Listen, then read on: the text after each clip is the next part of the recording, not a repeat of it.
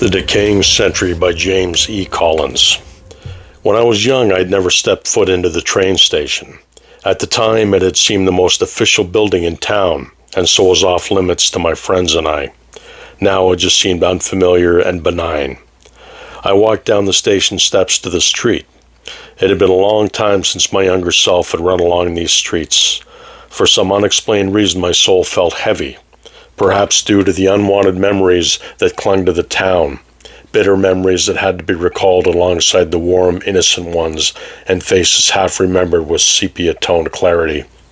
Surprisingly, the town, as far as I could tell, had not changed much in the 22 years I had been away.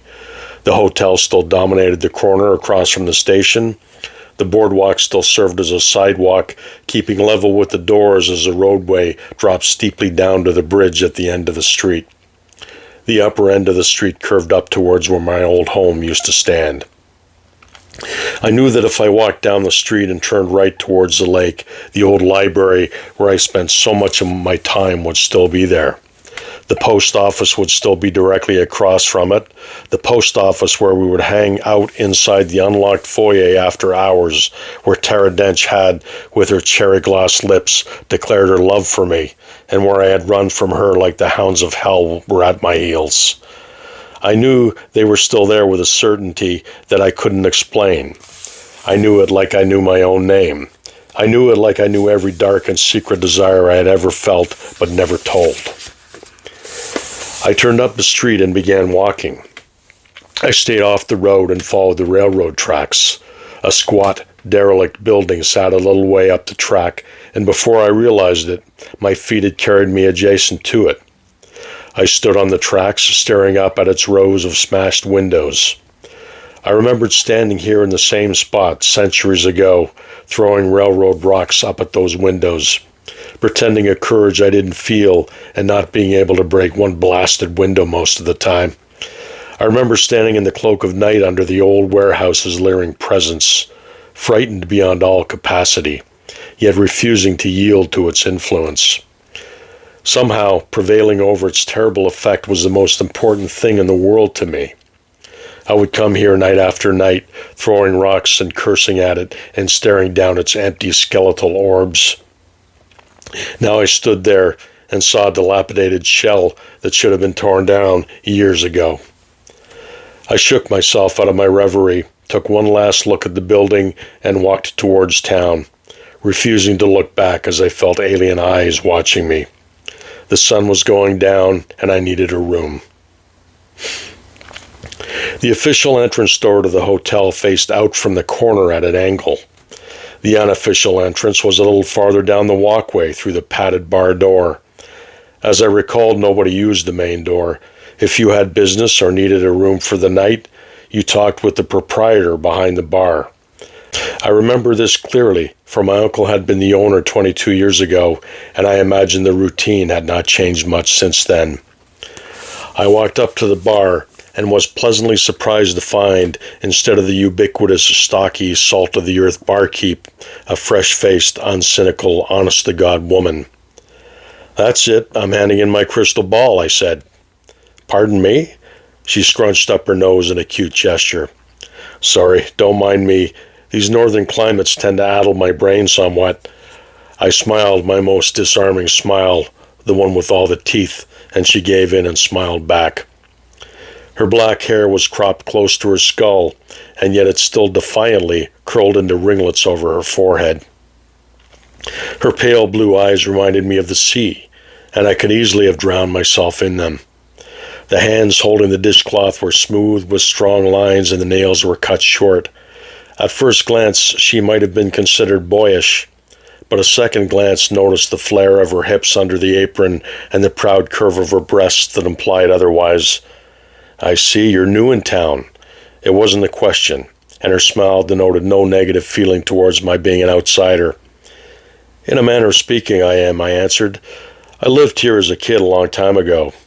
I thought it was time I paid a visit to the place again, and since I had some time on my hands, here I am."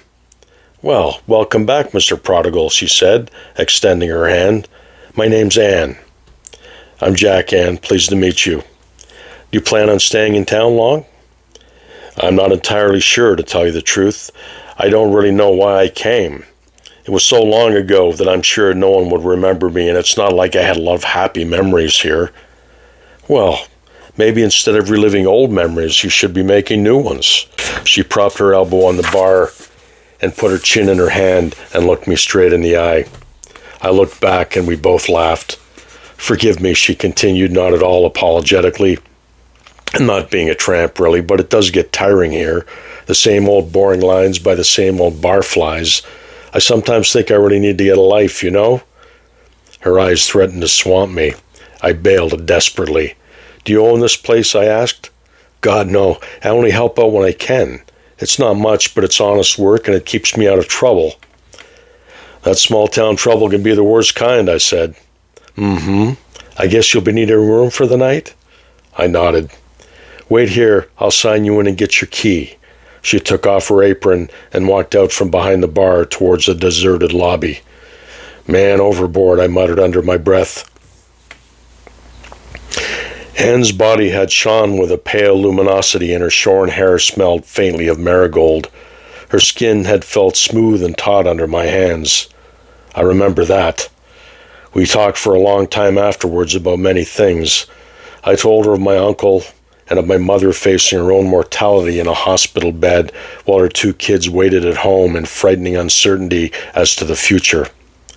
I told her of my assaults on the old building by the railroad tracks. She told me the warehouse had been slotted for demolition the next day.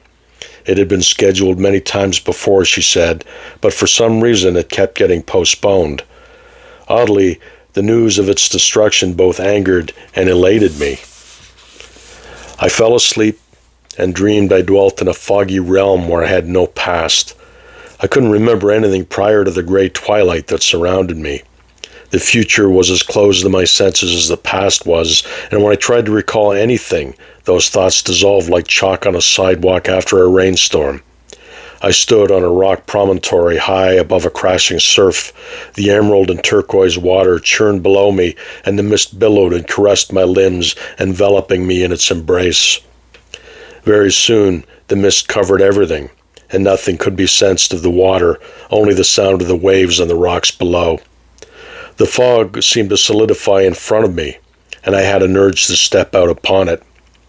Dancing shadows beckoned me forward, and sprites coerced me with their luminous nakedness. The light and shadow stretched and writhed before me, while music that was so delicate as to originate in a fairy world seduced my eardrums till I was intoxicated. I stepped forward. Without falling, I walked towards the lights.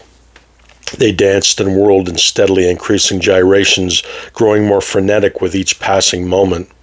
The sprites reached out and stroked me with their hands and tasted me with their tongues. My body felt electric. Suddenly, I began to fall.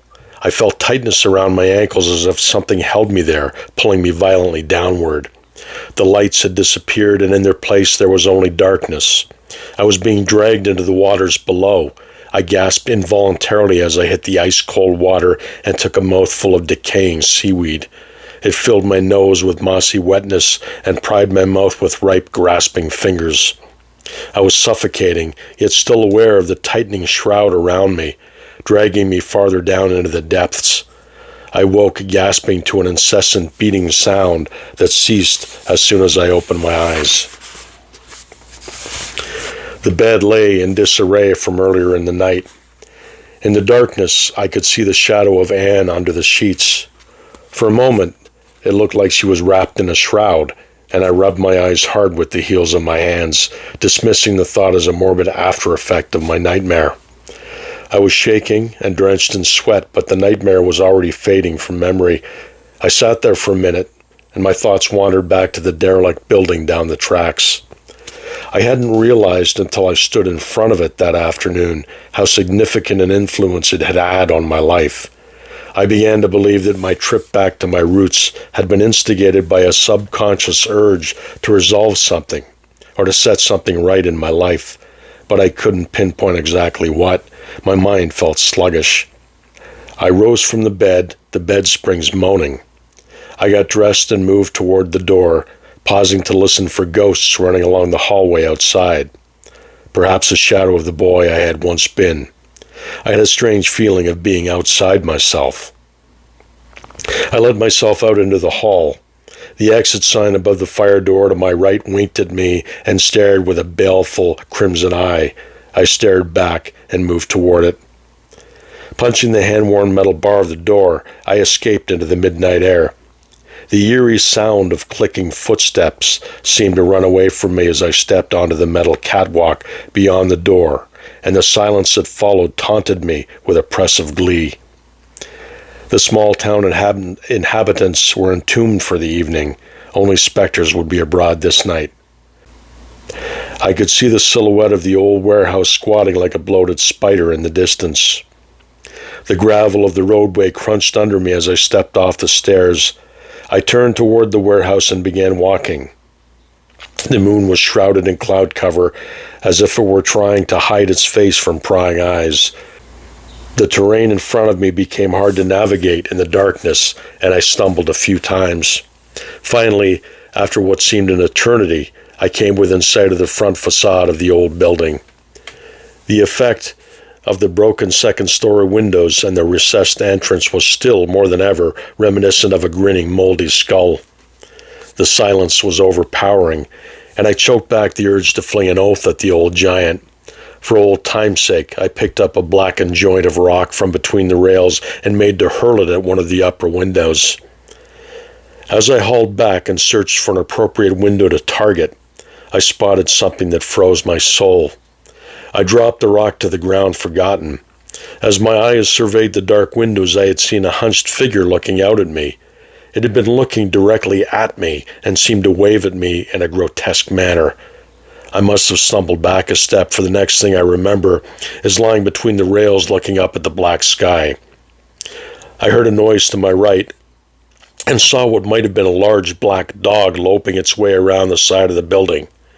I couldn't entirely be sure what it was in the darkness. It seemed to pause at the corner and look back at me, only to disappear behind the building. I returned my attention to the building. The windows were now empty and no morbid ghoul stared out at me, but I couldn't shake the feeling that I was being watched. I trotted over to the corner of the warehouse, curious as to where the dog-like thing had gone, and I saw a variety of construction equipment, obviously for raising the cankerous building to the ground. I saw no creature, so I continued around the building, making a circuit, and ending up at the front once more. Earlier in the day when I had visited, the entire building had been boarded up tight, and as I walked around, I could see there was no way to gain entrance easily. I began to believe that I had imagined the figure in the window and the loping creature. Perhaps they had both been a trick of the darkness, wraiths fabricated by my fantasies, only to disappear when confronted with the light of reason. As I approached the front again, I was astonished to see something reason could not deny. The front entrance lay wide open. This was not imagination.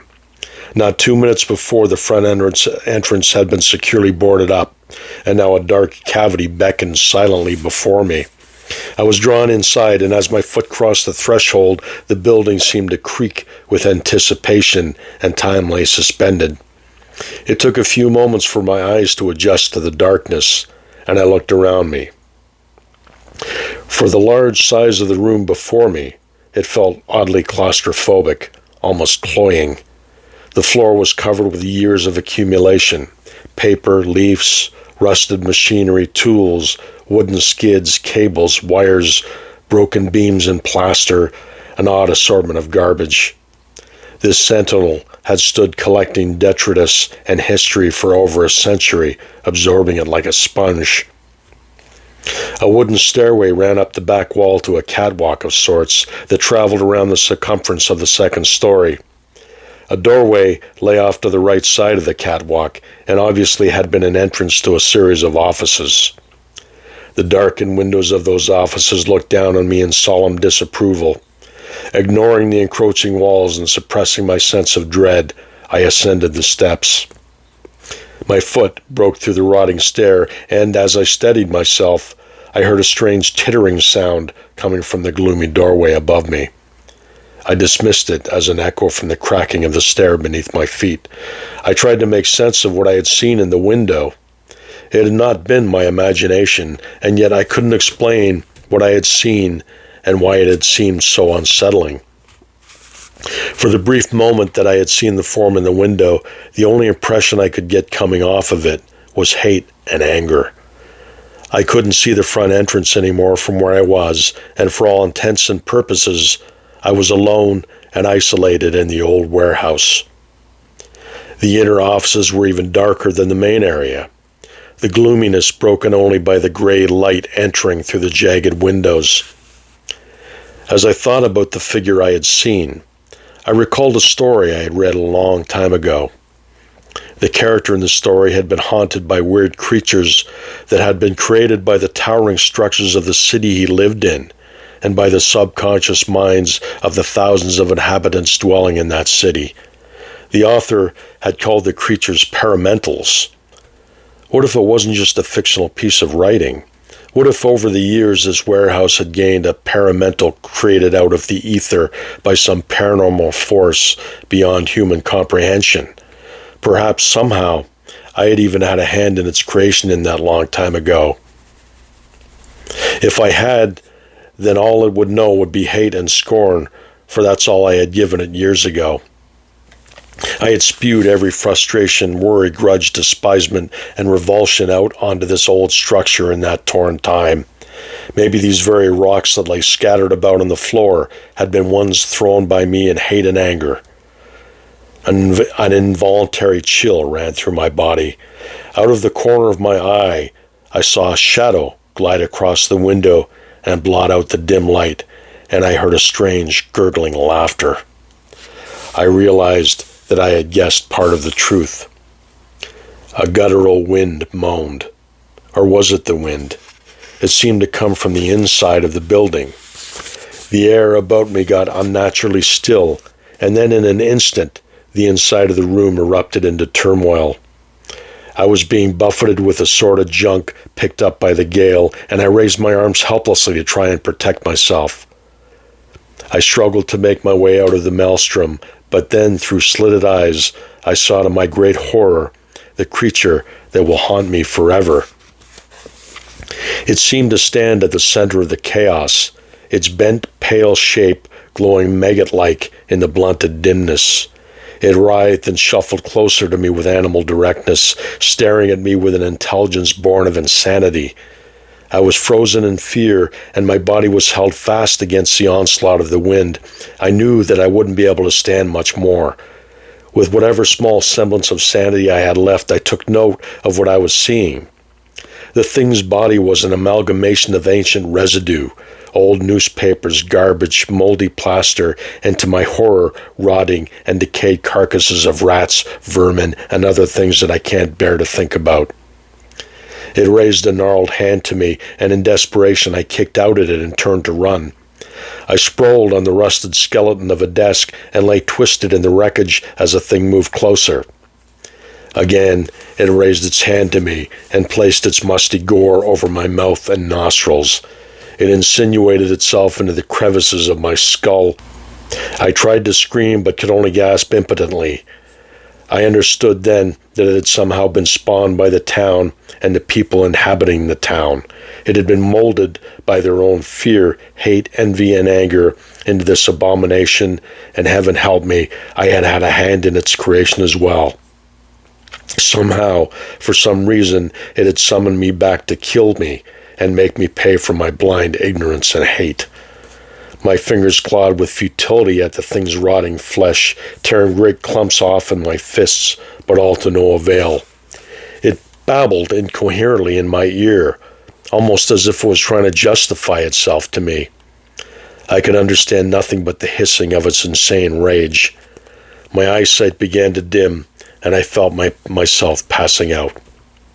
Suddenly, a bright light stabbed the darkness, and the thing flew back as if struck. The wind stopped abruptly.